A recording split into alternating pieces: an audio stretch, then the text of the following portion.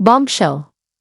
Gulat na gulat ang buong New York nang biglang i-announce ang tagumpay ni Alexandra Ila at Felix Auger-Aliassime sa isang mixed doubles upset laban sa isang kilalang tennis power couple, at ang AF Open ay parang natulala sa nangyari.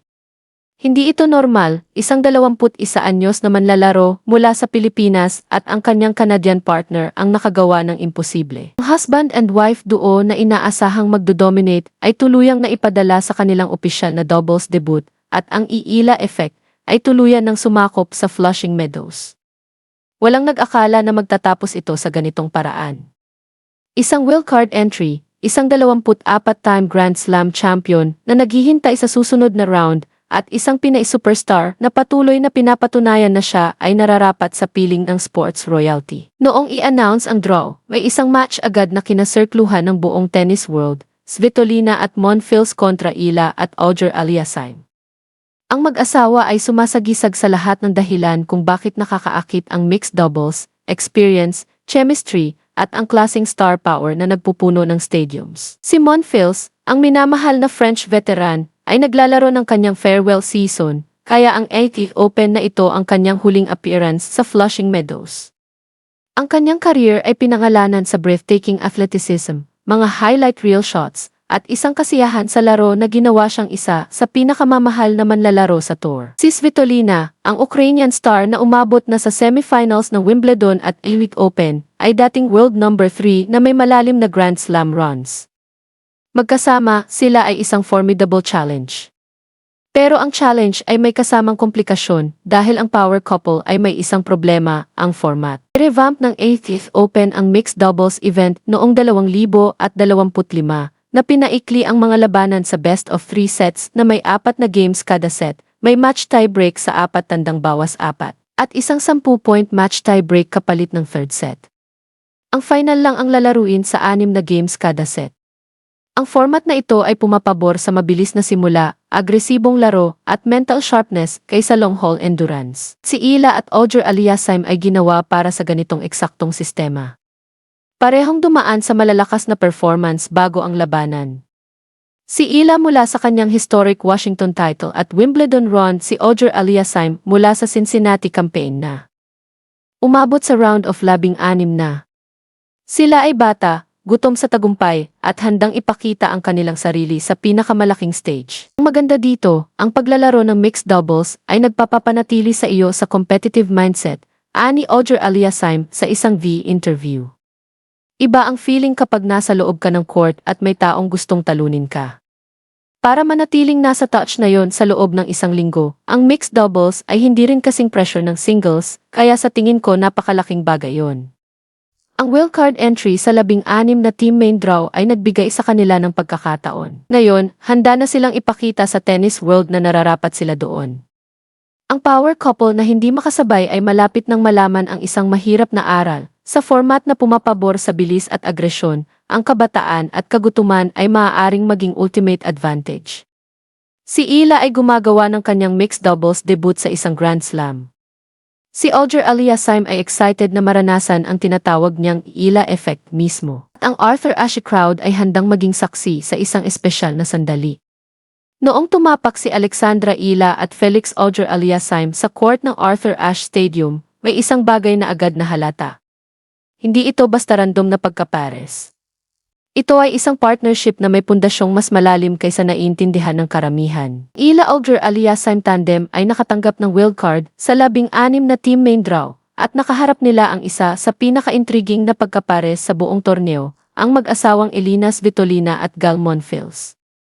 Pero si Ila at Auger-Aliassime ay may isang bagay na hindi makakayang gayahin ng power couple, shared history. Parehong manlalaro ang may malalim na koneksyon sa pamamagitan ng Rafa Nadal Academy sa Mallorca, Spain. Nag-spend si Ila ng bahagi ng kanyang tennis development sa prestihiyosong akademyang iyon, habang si Auger-Aliassime ay nag-train doon sa ilalim ni Tony Nadal, ang tiyo at matagal ng coach ni Rafael. Ang shared experience na iyon ay lumikha ng isang instant understanding na higit pa sa simpleng strategy. Magiging nakakatawa kasi mas bata siya sa akin. Pero parang ang feeling ko siya ang may fan base at siya ang nagkakari ng crowd, sabi ni Auger-Aliassime bago ang torneo. Ang Canadian na world number 4 ay niyakap na ang unique dynamic ng kanilang partnership. Alam niyang siya ang mas established na manlalaro, pero alam din niyang ang fan army ni Ila ang magiging driving force sa likod ng kanilang run. Napakagandang oportunidad para malaman kung ano ang feeling na mapasamahan ka ng Ila effect at ng kanyang fan base, dagdag niya. Ang chemistry ay lumampas sa academic connection. Ang dalawang manlalaro ay may mga estilo na complementary at perpekto para sa revamped mixed doubles format. Ang aggressive baseline game ni Ila at ang powerful serve ni Audrey Aliassime ay bumuo ng isang formidable combination. Ang condensed format, best of 3 sets na may 4 na games kada set at match tie-break kapalit ng third set, pumapabor sa mabilis na simula at agresibong laro. At silang dalawa ni Audrey Aliassime ay ginawa para dyan. Ang partnership ay nabuo rin sa pamamagitan ng kanilang shared agency. Well, same agency, at sa tingin ko ang mga tao sa aming mga team ang nag-usap at ginawa na yon, paliwanag ni Audrey Aliassime. Nakita rin ni Audrey Aliassime ang strategic value ng mixed doubles. Pinapanatili ka nito sa competitive mindset, anya. Iba kapag nasa labas ka ng court at may taong gustong talunin ka. Para manatiling nasa touch na yon sa loob ng isang linggo, ang mixed doubles na hindi rin kasing pressure ng singles, sa tingin ko napakalaking bagay yon. Ang partnership ay higit pa sa random na pagkapares. Ito ay isang pagtatagpo ng dalawang top player na may koneksyon sa isa sa pinakadakilang tennis figure sa mundo, isang koneksyon na mas malalim pa sa shared agency, isang koneksyon na pinag-uusapan ng lahat, at isang koneksyon na sasabog sa New York. Ang Arthur Ashe atmosphere, kasama ang Ila effect sa buong lakas, ay malapit ng gawing celebration ang mixed doubles debut na hindi pa nakikita ng Open. Sa sandaling umatras si Alexandra Ila at Felix Audrey Aliassime sa court ng Arthur Ashe Stadium, ang atmosphere ay wala ng kapares. 23,000 fans ang naglaman sa pinakamalaking tennis stadium sa mundo, at ang Filipino community ang gumawa ng arena bilang isang dagat ng pula, puti at asul. Magiging nakakatawa kasi mas bata siya sa akin, pero parang ang feeling ko siya ang may fan base at siya ang nagkakari ng crowd, sabi ni Audrey Aliassime bago ang torneo. Ngayon, nararanasan na niya mismo yon. Ang Canadian na world number 4 ay nasaksihan ang Ila effect mula sa malayo noong National Bank Open sa kanyang sariling bansa, kung saan pinuno ni Ila ang 12,500 seat SoBe Stadium sa lahat ng kanyang labanan. Pero iba ito. Ito ang Arthur Ashe Stadium, ang pinakamalaking tennis stadium sa mundo, at ang Filipino community ang ginawa itong isang selebrasyon ng pagmamalaki. Ang Ila effect ay nabubuong-buong summer. Sa Washington, inamin ng tournament officials na hindi bababa sa 80% ng ticket requests ay mula sa fans ni Ila. Sa Toronto, pinuno niya ang bawat session na nilaro niya. Sa Cincinnati, tinaas ng organizers ang ticket prices ng 70% at ubos pa rin ang stadium. Ngayon, ang New York ay nakakaranas ng parehong phenomenon sa mas malaking sukat. Ang Filipino community sa New York metropolitan area, higit 200,000 katao, ay dumating sa full force. Nagwawagayway ng mga bandila, sumisigaw ng kanyang pangalan, at lumikha ng atmosphere na mas pakiramdam ay parang homecoming celebration kaysa tennis match, kahit si Svitolina at Monfils, ang mag-asawang inaasahang maging crowd favorites, ay natagpuan ang kanilang sarili na naglalaro sa harap ng stadium na overwhelming na suporta sa kanilang kalaban. Ang atmosphere ay hindi lang tungkol sa ingay, ito ay tungkol sa identidad. Para sa Filipino diaspora, ang Ila effect ay kumakatawan sa isang virtual homeland kung saan man magpunta ang mga Pilipino upang panoorin siyang maglaro. Sa Miami, New York, Melbourne, Dubai, London, at ngayon sa Flushing Meadows, ang mga overseas Pilipino ay dumarating na may mga bandila, signs, chants, pamilya, at phones na handa sa mga litrato. Ang mga estranghero ay nakikilala ang isa't isa bilang mga kababayan, at sa loob ng ilang oras, sila ay nagiging isang komunidad. At niyakap mismo ni Ila ang komunidad na iyon. Tuwiran niyang kina-address ang kanyang fans sa kanyang sariling wika sa buong North American run sa Wimbledon. Ang visor niya ay may daladalang Tagalog message. Kapag lumago, hindi na mapipigilan. Sa Miami at Dubai, nagpasalamat siya sa kanyang mga kababayan sa Tagalog. Laging tinitiyak na alam nilang daladala niya sila kung saan man siya pupunta. Ang Ila effect ay ginawang fortress ng pagmamalakiking Pilipino ang Arthur Ashe Stadium. Si Greg Rusedski, ang dating world number 4 at League Open finalist, ay tumpak na nahulaan ito. Sa tingin ko magsusell out siya ng crowds tulad ng ginawa niya sa Toronto, sabi ni Rustsky sa kanyang podcast bago ang Elite Open. Sa tingin ko mahal niya ang malaking stage. May mga certain player na gustong maglakad sa Arthur Ashe Stadium, na gustong maglaro sa malalaking stadium, na gustong nasa malalaking stadium. Iyon ang nararamdaman ko kay Ila, gusto niyang nandoon at makakamit niya ang kanyang tagumpay dahil sa lahat ng trabaho niya. At ang power couple ni Svitolina at Monfils ay malapit nang malaman ang eksaktong kahulugan noon. Ang Arthur Ashe atmosphere, kasama ang Ila effect sa buong lakas, ay nag-transform sa kanilang mixed doubles debut sa isang celebration na hindi pa nakikita ng Elite Open. Sa sandaling natapos ang labanan sa Arthur Ashe Stadium, nakamit ni Alexandra Ila ang isang bagay na higit pa sa isang mixed doubles victory, kanyang napanalunan ang kanyang unang ever match sa isang Grand Slam sa doubles. At ginawa niya ito kasama si Felix Auger-Aliassime, laban sa isa sa pinaka-pinag-uusapan na pagkapares sa buong torneo. Para sa isang manlalarong ilang araw lang ang nakalilipas ay umakyat sa career high number 18 sa world rankings, ang tagumpay ay isa pang milestone sa isang season na pinangalanan sa muling pagsulat ng kasaysayan. Pero ang panalong ito ay hindi lang tungkol sa mixed doubles, ito ay tungkol sa momentum. Ang tagumpay laban kay Svitolina at Monfils ay dumating sa isang kritikal na sandali sa The Open campaign ni Ila. Siya ay nakaschedule na maglaro ng 3 events sa New York, ang mixed doubles, ang key stars of the Open exhibition laban kay Iva Jovic, at ang women's singles main draw. Bawat event ay may ibang hamon, pero ang mixed doubles victory ay nagbigay ng isang bagay na walang katumbas, confidence. Ipinaliwanag ni Auger-Aliassime ang halaga ng mixed doubles. Bago ang torneo, ang maganda ay ang paglalaro ng mixed doubles ay nagpapapanatili sa iyo sa competitive mindset, anya sa isang interview. Iba kapag relax ka sa training at gumagawa ka ng appearances at sponsor stuff.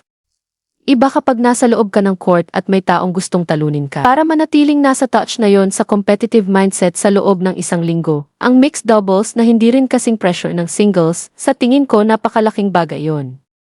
Ipinakita rin ng tagumpay ang unique dynamic ng Ila Auger-Aliassime partnership. Si Auger-Aliassime ay bukas tungkol sa kanyang excitement na maranasan ang tinatawag niyang Ila effect. Magiging funny kasi mas, bata siya sa akin, pero parang ang feeling ko siya ang may fan base at siya ang nagka-carry ng crowd, anya. At ang dynamic na iyon ay nasa full display sa Arthur Ashe Stadium. Ang mga Pinoy fans na naglaman ng mga upuan, nagwawagayway at sumisigaw ng kanyang pangalan, ang ginawa ang mixed doubles debut bilang isang selebrasyon ng pagmamalakiking Pilipino. Ang impact ni Ila sa The Open ay naramdaman na higit pa sa mixed doubles. Siya ay ini-project na makakatanggap ng career best seeding sa women's singles draw, posibleng hanggang number 17 matapos ang pag-atras ng ilang seeded players mula sa torneo. Ang seeding na iyon ay magbibigay sa kanya ng mas favorable na landaas sa mga unang round at magbubuild sa kanyang historic Wimbledon run kung saan siya ay seeded number 20 at umabot sa round of 16 na. Ang singles main draw ay magsisimula sa August 30 at determinado si Ila na lampasan ang kanyang second round finish mula noong nakaraang taon. Ang mixed doubles victory ay higit pa sa isang panalo, ito ay isang statement. Isang pahayag na kayang makipagkumpetensya ni Ila at talunin ang ilan sa pinakamalaking pangalan sa tennis. Isang pahayag na ang Ila effect ay hindi lang tungkol sa crowd. Ito ay tungkol sa manlalarong patuloy na naghahatid kapag pinakaimportante. At ngayon, narating na natin ang sandali na pinagtatrabahuhan ni Alexandra Ila at Felix Auger-Aliassime mula noong announcement ng wildcard. Isang stunning victory laban kay Elina Svitolina at Gal Monfils sa kanilang mixed doubles debut sa Arthur Ashe Stadium. Ang panalo ay higit pa sa isang first-round triumph. Ito ay isang statement, isang pahayag na ang Ila effect ay opisyal na sumakop sa The Open, at isang patunay na ang Filipino-Canadian tandem ay kayang makipagkumpetensya at talunin ang pinakamahusay sa mundo. Ang partnership ay nabuo sa higit pa sa tennis.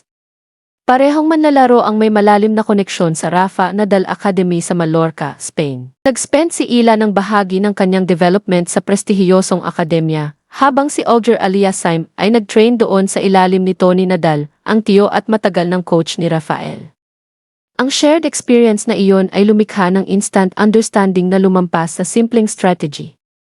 Ang chemistry sa pagitan ng dalawang bituin ay halata mula sa unang punto. Ang powerful serve ni Audrey Aliassime at ang aggressive baseline game ni Ila ay perpekto para sa revamped mixed doubles format.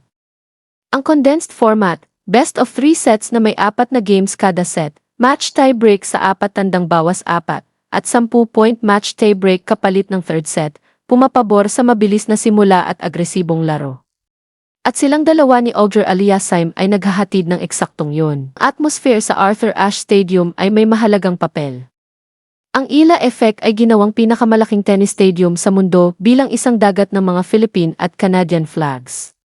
Ang sigawan ng crowd ay nagdala sa kanila sa mahihirap na sandali at itinulak sila sa tagumpay. Ngayon, naghihintay ang susunod na hamon. Ang nagwagi ng match ay mag-a-advance para harapin ang alinman sa top-seeded na sina Aryna Sabalenka at Novak Djokovic o sina Leylah Fernandez at Frances Tiafoe sa quarterfinals. Ang event ay tumatakbo mula August 25 hanggang 26 sa Arthur Ashe Stadium at Louis Armstrong Stadium, na may first round at quarterfinals sa Martes at ang semifinals at final sa Miyerkules. Ipinahayag ni Audrey Aliassime ang excitement niya sa pagkakataon na maranasan ang uri ng atmosphere na dinadala ni Ila sa mga labanan. Napakagandang oportunidad para malaman kung ano ang feeling na mapasamahan ka ng Ila Effect at ng kanyang fan base, anya. Magiging funny kasi mas bata siya sa akin. Pero parang ang feeling ko siya ang may fan base at siya ang nagkakari ng crowd. Narating na ang Ila Effect sa New York at ang 80th Open ay malapit nang maging saksi sa isang bagay na hindi pa nito nakikita noon. Para kay Ila, ang mixed doubles debut ay pinangsimula pa lang. Siya ay nakaset na makipagkumpetensya sa E-Stars of the Open exhibition laban kay Iva Jovic at sa women's singles main draw, kung saan inaasahang makakatanggap siya ng career best seeding. Ang 21 anyos ay umakyat na sa career high number 18 sa KEMI rankings, na ginagawa siyang pinakamataas na rank woman mula sa Southeast Asia sa kasaysayan.